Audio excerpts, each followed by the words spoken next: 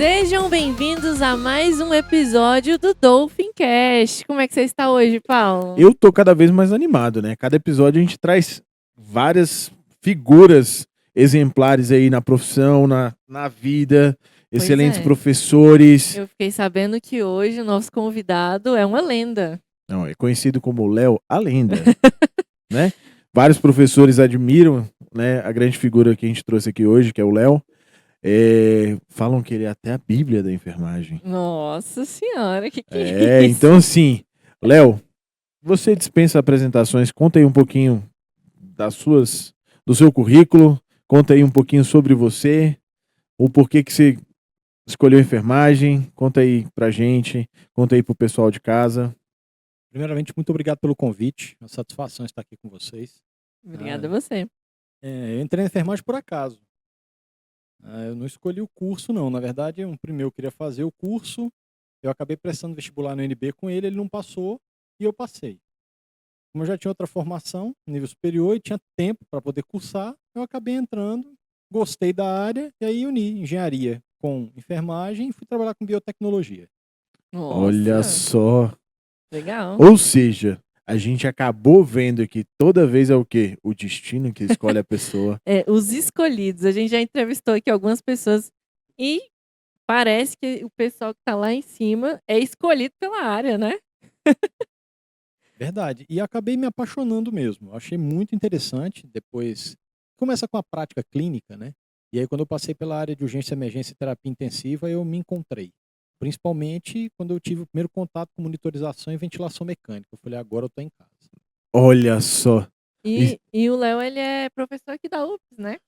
é outra curiosidade que a gente traz, né? UPS, a nossa faculdade, né?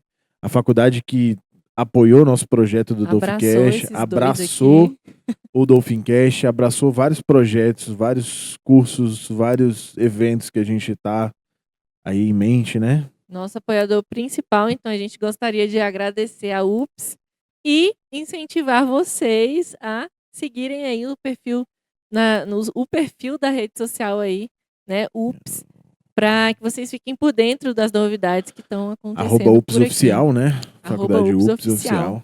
E assim, até agradecer a UPS também de ter no escopo do corpo docente dele, docente, né? O corpo docente dele, o Léo. E tá aí trazendo pra gente também, né?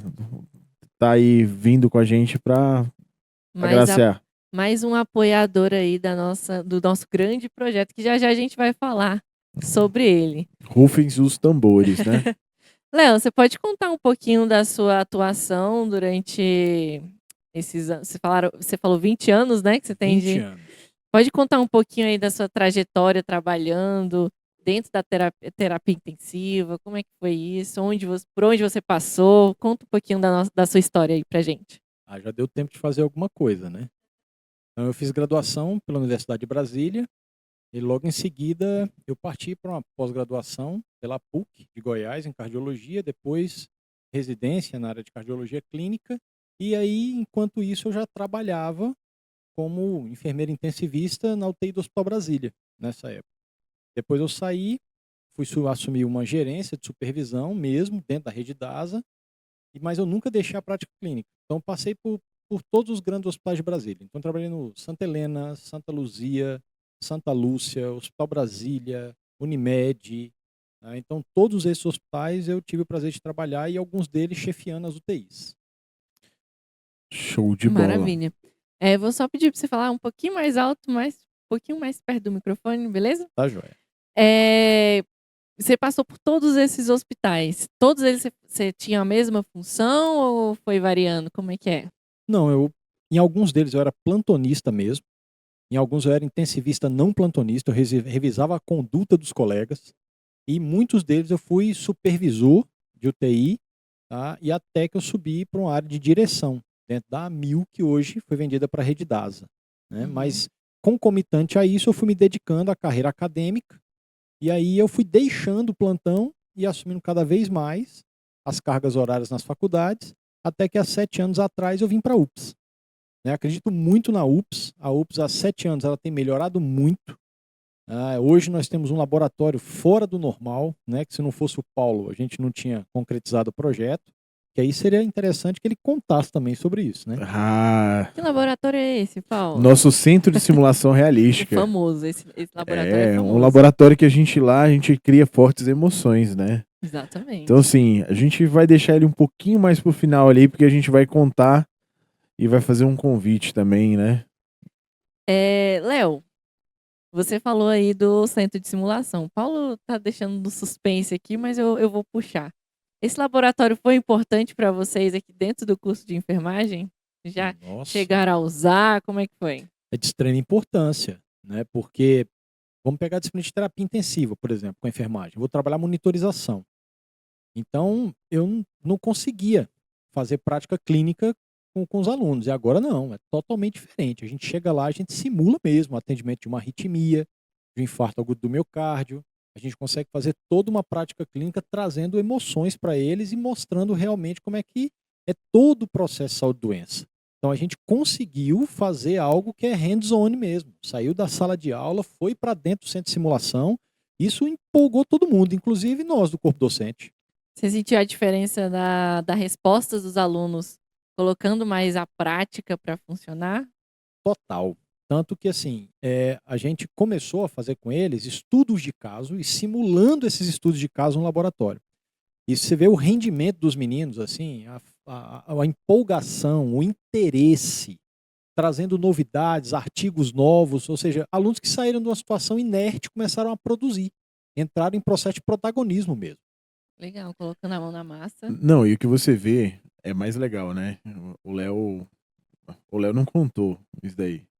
O Léo e eu, a gente criou um projeto aqui que foi uma faculdade, uma pós-graduação. Então não é só aluno de graduação que tem essa vivência dentro do centro de simulação, né? É aluno de pós-graduação que vive em prol disso também, dessa emoção de buscar ali se profissionalizar, né? Buscar ali estar vivendo essa emoção para ser o protagonista do próprio ensino. Então, a simulação realística é muito bacana, né? E trazendo isso para o ambiente profissional, né? Você falou, você trabalha com terapia intensiva. Qual que é a importância ali do enfermeiro dentro do ambiente de terapia intensiva? Qual que é o papel fundamental ali? O que você pode mencionar para gente para incentivar as pessoas a entrarem nessa área e exaltar a importância de vocês dentro da terapia intensiva? O enfermeiro ele tem um papel fundamental dentro da terapia intensiva. Primeiro que a unidade não funciona sem a nossa supervisão. Todo o material necessário ali dentro, medicamentos, insumos em geral, passam pela nossa supervisão e nós é que acabamos verificando, repondo tudo e deixando tudo em dia. Todos os profissionais, como fisioterapeuta, precisam usar um ventilador mecânico, mas eu que cuido, né, da manutenção periódica desse ventilador. Tá? Os médicos eles entram precisando de equipamentos invasivos. Normalmente nós é que montamos os equipamentos. Sem falar que o processo de coordenação do dia a dia da prática clínica também é nossa. E aí, normalmente, dentro de um processo como a parada cardiorrespiratória, que é, né, o cume do problema dentro de uma terapia intensiva, quem normalmente coordena todo o processo também é o enfermeiro. Então, nós atuamos hoje com a coordenação administrativa, né, recursos humanos, trabalhamos com a prática clínica, então é um curso super completo. Então, vocês que comandam toda a UTI, vocês que fiscalizam tudo certinho, como é que é essa interação com as outras áreas dentro da saúde que também trabalham dentro da UTI? Por exemplo, você mencionou o fisioterapeuta, os médicos, como é que vocês se relacionam ali para trazer mais qualidade no atendimento do paciente? Então, o nosso modelo de saúde no Brasil ele é medicalocêntrico, né? Então acaba que todas as vezes, né, o bônus fica, né, para a categoria médica. Só que a enfermagem ela está no olho do furacão. Então, ou seja, o médico prescreve, vai para a mão de quem aprazar aquela prescrição? Do enfermeiro. O fisioterapeuta precisa de um circuito novo para o ventilador. Solicita para quem? Para o enfermeiro. O psicólogo entra, tem que fazer uma abordagem direta com a família. Quem participa do processo? O enfermeiro. Sem falar que a equipe técnica de enfermagem é que é a engrenagem máxima para fazer o UTI rodar. Quem é responsável pela equipe? O enfermeiro. Então hoje, o enfermeiro ele acaba tendo que ser um profissional com uma visão multiprofissional e ele utiliza do processo de sistematização da ciência de enfermagem para poder harmonizar o processo. Por exemplo, o médico prescreve um repouso no leito e o fisioterapeuta acha que não, que o paciente tem que deambular. E aí, ele Sim. fica deitado ou ele anda? É, Acaba que quem acaba juntando as pontas para desempatar, eu acho né? que vence o melhor argumento, né? Um Isso. round e tudo mais, assim. Então hoje, Mas uma coisa que o Léo falou, e eu vejo muito no meu dia a dia também, é que principalmente 70 a 60% ali da força e quem está em contato muito, né, ali evidente do paciente é a classe da enfermagem. Então, assim, eu prefiro perguntar pro enfermeiro, e aí, fulano, como é que tá? Se a febre tá assim, como é que tá? Como é que ele passou? Ele dormiu bem? Pergunto pro técnico de enfermagem, que é a pessoa que tá ali lidando, né, com um paciente Toda 24 horas hora, por né? dia, toda hora. É ele que tá ali a maioria do tempo ali assistindo o paciente. Então, assim, é muito bacana quando a gente pensa na situação, né, ali de uma interação multi, conversar com a equipe da enfermagem. Claro que cada um tem seu papel, né? Claro que cada um ali tem a sua devida importância, mas assim, eu vejo que 60%, 70%, 65% da mão de obra de um hospital é a enfermagem. Eu costumo até brincar, tem 3 profissões que a gente não pode tirar do hospital, né? É o segurança, porque se qualquer coisa, a equipe da limpeza e a enfermagem. Então, assim, essas são as pessoas que tocam o serviço ali, fazem as coisas, É. E é muito né? interessante você trazer essa visão, porque, igual você mencionou antes, né? Acaba que as pessoas levam isso muito para a área, para a questão da medicina. Mas é vocês que acabam orquestrando ali muita coisa, né? E nesses 20 anos de história, de muito trabalho, você tem uma história assim que te marcou dentro de algum tratamento específico ali com algum paciente? Algum momento que você falou assim, eu tô no lugar certo, isso aqui realmente é pra mim. Você tem uma história assim? tem algumas, né? Mas uma que me marcou mesmo, assim. Eu trabalhava na UTI do Hospital Brasília, eu trabalhava com um médico chamado Davi Geraci. Ele tinha pouco tempo de terapia intensiva, só 48 anos. E nós tínhamos uma paciente, ela tinha 62 anos e ela entrou com quadro séptico na UTI e ninguém descobria. Ela já estava internada há 15 dias e a gente não descobriu o foco. E ele chegou de férias. E durante uma visita ele falou: "Vocês já pensaram em aborto retido?" Às vezes era uma gestação ectópica, tubárica. E ele tinha razão. E aí já tinha até calcificado, mas aí o corpo naquele momento estava fazendo um processo de rejeição.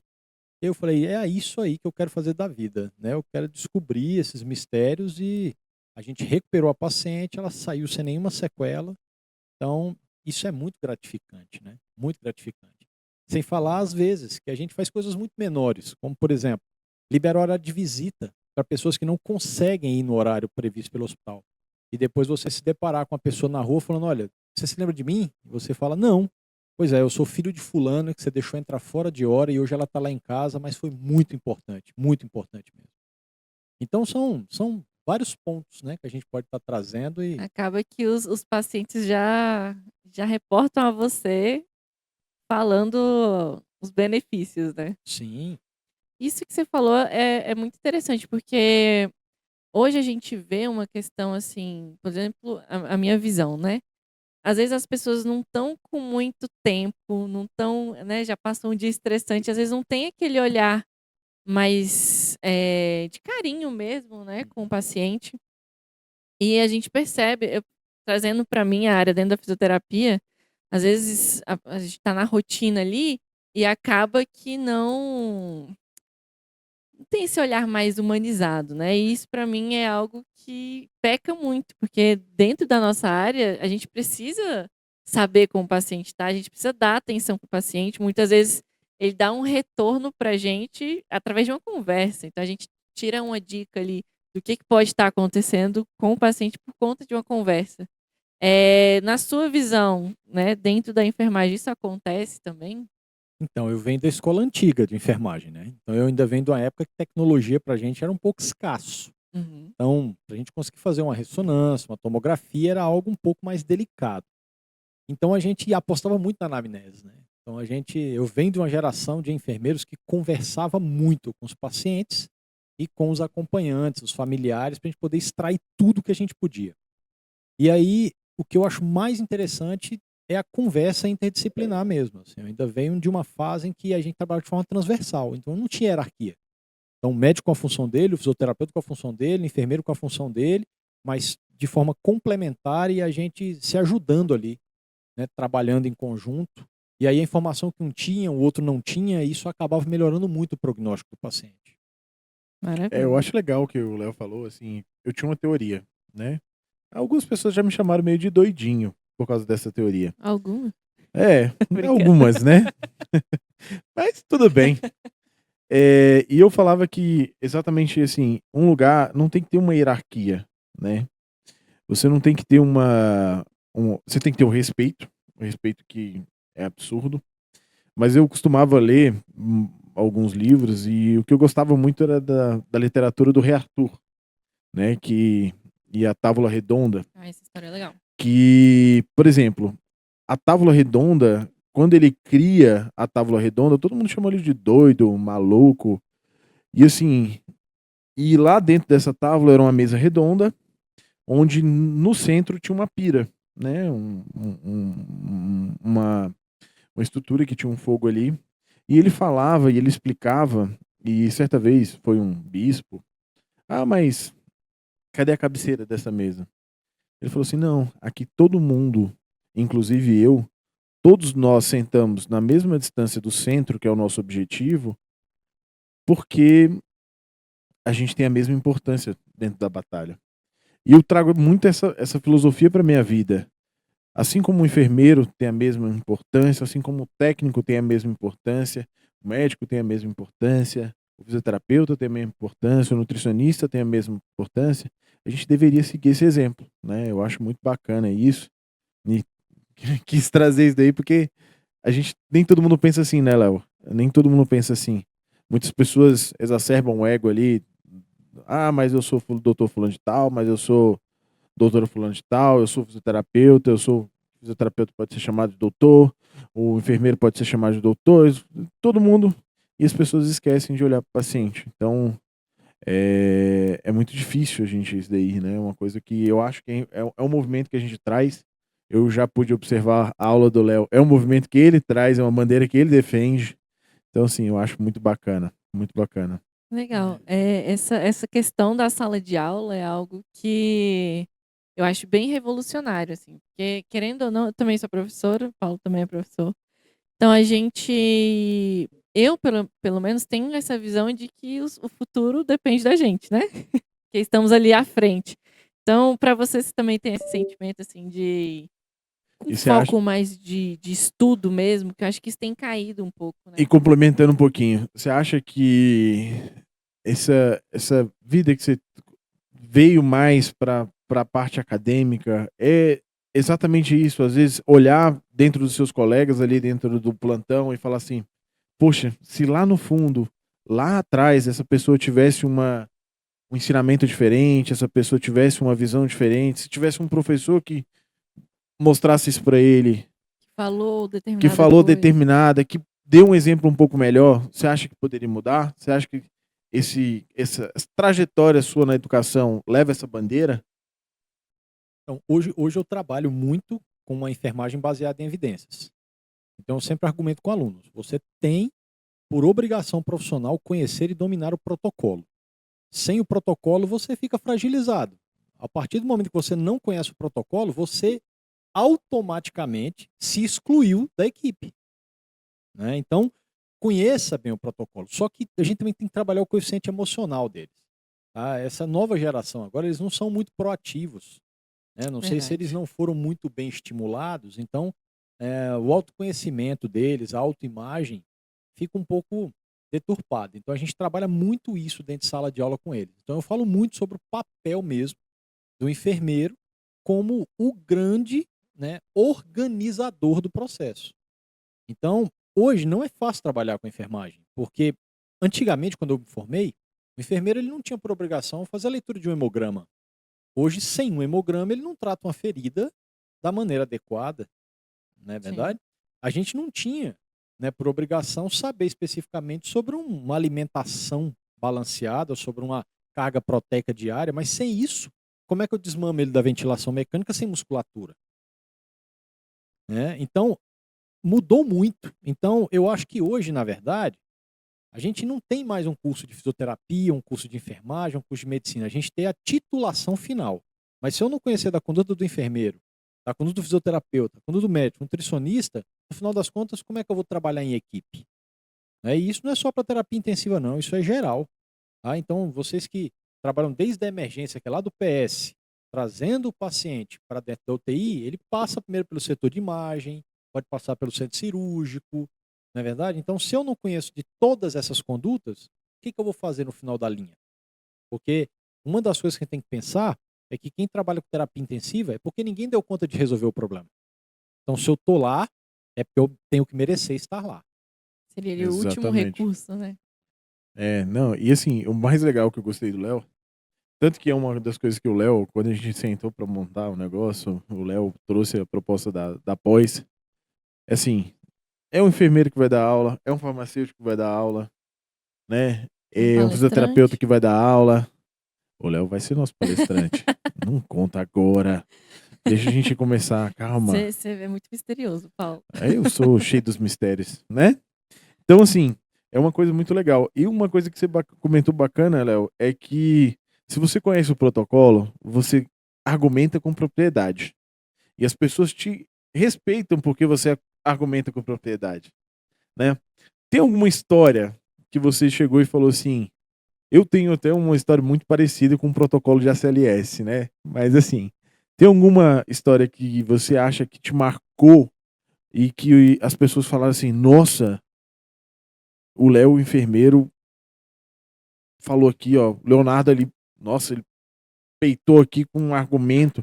Claro, ser uma pessoa muito educada, ser uma pessoa que até é engraçada, né? Que o pessoal acha que urgência e emergência, a pessoa tem que ser agitada, o intensivista tem que ser agitado. Não. Quanto mais calmo você é, mais sereno você é, mais você tem de ser Mais assertivo, rápido você raciocina. mais você tende a ser assertivo, rápido, resolutivo, né?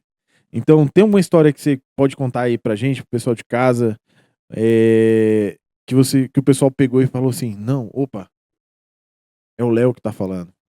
É uma conduta que às vezes você assumiu uma parada, uma coisa que você gerenciou uma crise ali naquele momento de uma intercorrência e trouxe aí e conseguiu ter um desfecho muito bacana e as pessoas falaram assim, nossa, não é o médico que tá falando, é o enfermeiro que tá falando?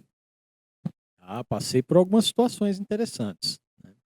Em uma das UTIs que eu trabalhava, nós tínhamos 10 leitos. Nós tivemos 6 paradas, 6 PCRs concomitantes. Meu Deus. Ave Maria. No mesmo dia?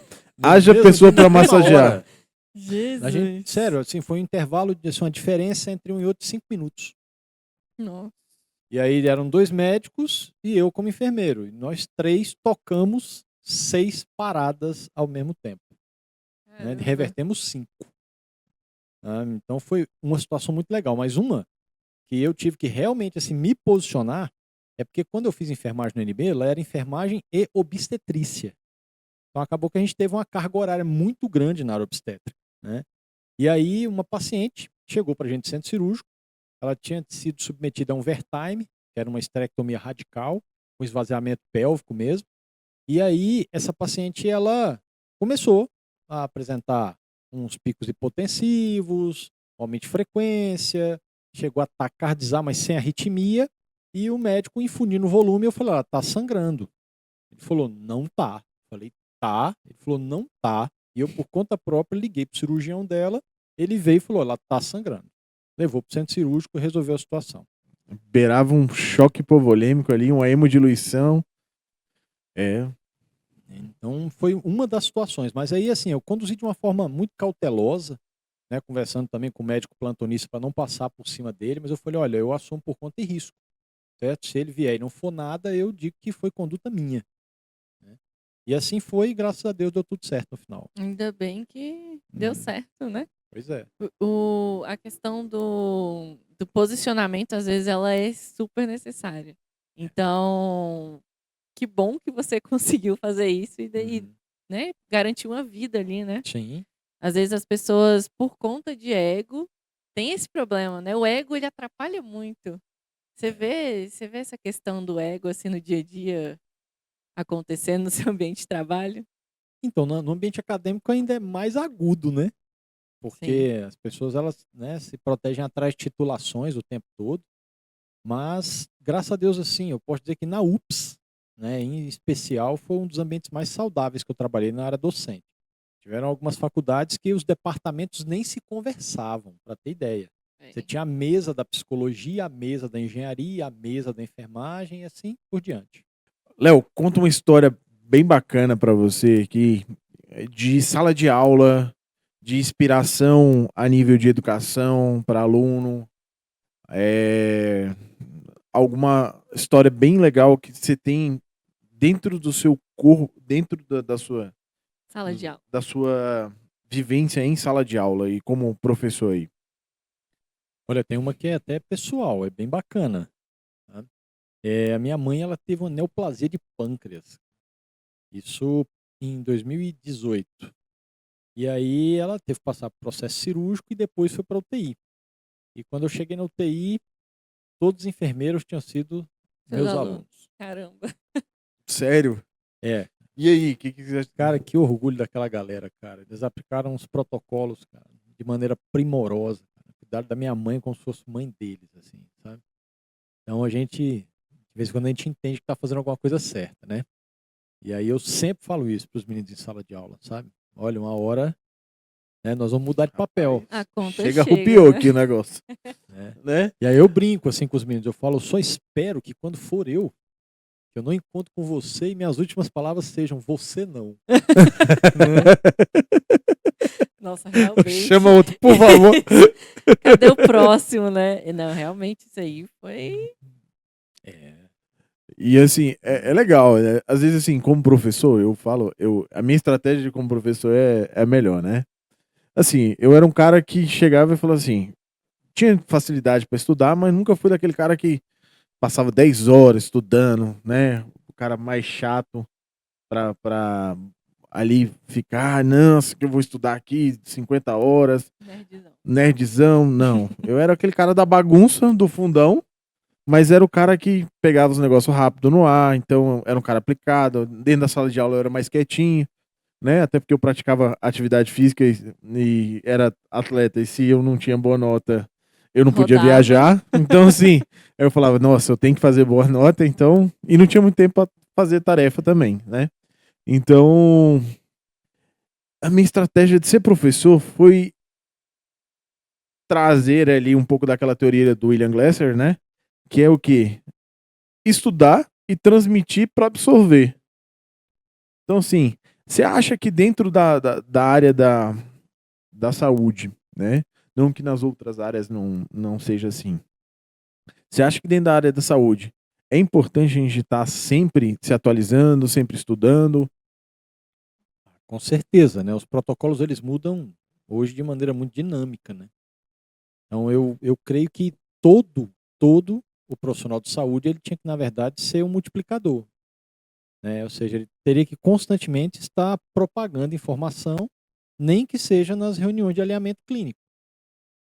E coisa que a gente não vê muito, né, com frequência assim. Então, eu acho que hoje o estudo contínuo, ele não pode ser dispensado de forma alguma. Tanto que a gente vê que em todas as áreas a gente tem a formação continuada. Não tem como fugir dela. Mas na área de saúde é muito importante mesmo. Né? Tanto que eu falo para os meninos assim, olha, o protocolo que eu estou ensinando para vocês hoje aqui nessa disciplina, pode ser que no semestre que vem ele já não seja mais válido. E as atualizações, elas acontecem com muita frequência dentro da sua área? Como é que é? Acontece, em terapia intensiva a gente tem atualização praticamente todos os meses, né? Que eu, na terapia intensiva, o que eu falo muito para os meninos, eles perguntam, professor, e aí, terapia intensiva é legal? Eu falei, olha, é bacana, mas você tem que entender que você vai ter uma crise hipertensiva no leito 1, uma cetoacidose diabética no leito 2, uma síndrome HELP no leito 3, uma insuficiência respiratória no leito 4, uma síndrome coronária no leito 5. E aí, tá a fim de conhecer todos esses protocolos e se atualizar constantemente? Queria mais uma vez agradecer a UPS por ter disponibilizado esse espaço. Tá apoiando a gente também no Vital Summit, né, Paulo? Vital Summit, esse evento sensacional que teremos a presença marcada do professor Léo, né? Falando aí um pouquinho sobre monitorização hemodinâmica avançada dentro da UTI. Galera, Vital Summit, um evento da urgência e emergência até a UTI. Fala um pouquinho assim, dá um pequeno spoiler sobre o que você vai falar no dia da palestra. Brevemente. Monitorização hemodinâmica é um tema bem amplo, né? Então, nós vamos falar sobre vários dispositivos utilizados em monitorização hemodinâmica e, especialmente, como utilizar a monitorização hemodinâmica em várias situações clínicas. Pois é, pessoal. Então, se inscreve aí. O link está aqui embaixo. E também siga o @VitalSummit 2025 no Instagram, beleza? Lá também tem o link para que vocês possam se inscrever. Léo, você tem alguma mídia social aí para compartilhar? Tenho, tá? O Instagram é Leonardo Batista 111. Lá temos informações sobre enfermagem também. Temos informações sobre enfermagem lá. Maravilha. Tá? Agora eu fiquei curioso, como é que é a programação desse Vital? São quantos dias, que horário, ou ainda não pode falar, Paulo? Pode. Então, podemos falar. Dia 25 e 26 de abril nós temos Vital Summit. Primeiro dia a gente tem um ciclo de palestra voltado principalmente para urgência e emergência e APH. No segundo dia a gente já tem aquela voltado ali para atenção dentro do paciente em cuidados intensivos, né? Então a gente tem um simpósio que vai da urgência e emergência até a UTI. Então, trazendo toda aquela trajetória que a gente tem dentro do hospital, né? Então, e antes disso a gente tem dia 22 e 23 uma série de workshops pré-congresso para estar aí enriquecendo, né, evoluindo profissionalmente as pessoas e os alunos que vão participar, né, os profissionais que vão participar. Exatamente. E é interessante a gente falar que dentro dos workshops vão ter muitas práticas, né? Então, o importante é realmente colocar a mão na massa, fazer, na verdade, aquilo que a gente falou anteriormente, de praticar, de colocar energia, de fazer o hands-on mesmo e botar a adrenalina do corpo para funcionar dentro dos workshops. Então, assim, a programação foi feita com muito carinho. São pessoas maravilhosas que vão palestrar, né? Então, Maravilhosas não só como pessoas, mas com conteúdo também, com né? certeza, são excelentes profissionais. A gente está realmente com o topo da lista aqui de Brasília de profissional. Ansioso, voltando- Léo? Nossa, a programação tá tão boa que eu não vou vir só palestrar, não. Vou vir para participar do evento todo. Maravilha. Então, Show lembrando de que esse evento não é só presencial. Esse evento é um evento híbrido. é verdade. Ou seja, a gente leva prática baseada em evidência para todo lugar do Brasil, quiçá do mundo. Do mundo também, Paulo. Então é isso aí. Gostaria de agradecer, Léo, a sua presença. Acho que foram informações muito importantes aqui. As histórias foram ótimas também. Deixa de novo o seu @ para o pessoal seguir, só para a gente fortalecer aí também o seu trabalho, o seu serviço. Muito obrigada pela sua presença aqui. Eu que agradeço. Né? Obrigado, Primeiramente, professor Léo. Você é o cara. Foi uma satisfação estar aqui com vocês. Esse projeto de vocês, o Dolphincast, excepcional. Gostei muito do formato. Achei muito objetivo. Acho que é bem voltado mesmo para a nossa área, é o que a gente está precisando. Tá? Se alguém quiser me seguir, pessoal, lá no Instagram, leonardo.batista111, tá bom? Serão muito bem-vindos. Lembrando que o professor Léo tá no Vital Summit e possivelmente em vários projetos que a gente está aí desenvolvendo, né? Exatamente. Mas aí a gente não pode contar tudo não, Paulo. Ah, não, com certeza. Mas a gente deixa aqui só. Só uma pitadinha de mistério. Com certeza. E para quem tem interesse, as inscrições da pós-graduação de urgência e emergência, coordenadas pelo professor Paulo, né, já estão abertas, né? Já Olha, tá. ainda tem esse detalhe É também, só né? correr lá na faculdade UPS, lá na seção de pós-graduação, que vai estar lá exemplificando a nossa pós de urgência e emergência. Isso mesmo. Então, obrigada, UPS, pelo apoio. Se inscrevam no Vital Summit, com vários workshops, várias palestras super interessantes. Segue a gente aqui no canal. A gente tá, né, bombando aí agora no Não, YouTube. mas me fala qual o canal de vocês que eu vou seguir agora. O canal é Instituto Dolphin. Agora. Beleza? E no Instituto Dolphin temos o podcast que é o Dolphincast, nosso queridinho, beleza? Show de bola, Então- galera. Um abraço. Até a próxima. Obrigada, Léo. Obrigada, Ups. Obrigada, Paulo. Lembra Obrigado a lá, hein, vocês. galera. Curte, compartilha e comenta. Deixa aqui nos comentários o que você quer ver no próximo episódio. Beijão, pessoal. Beijão e Abraço. tô Tchau, seguindo, tchau, hein, até a pessoal. próxima. Olha, ó, já temos mais um inscrito. Show de bola. Falou, tchau, tchau, gente.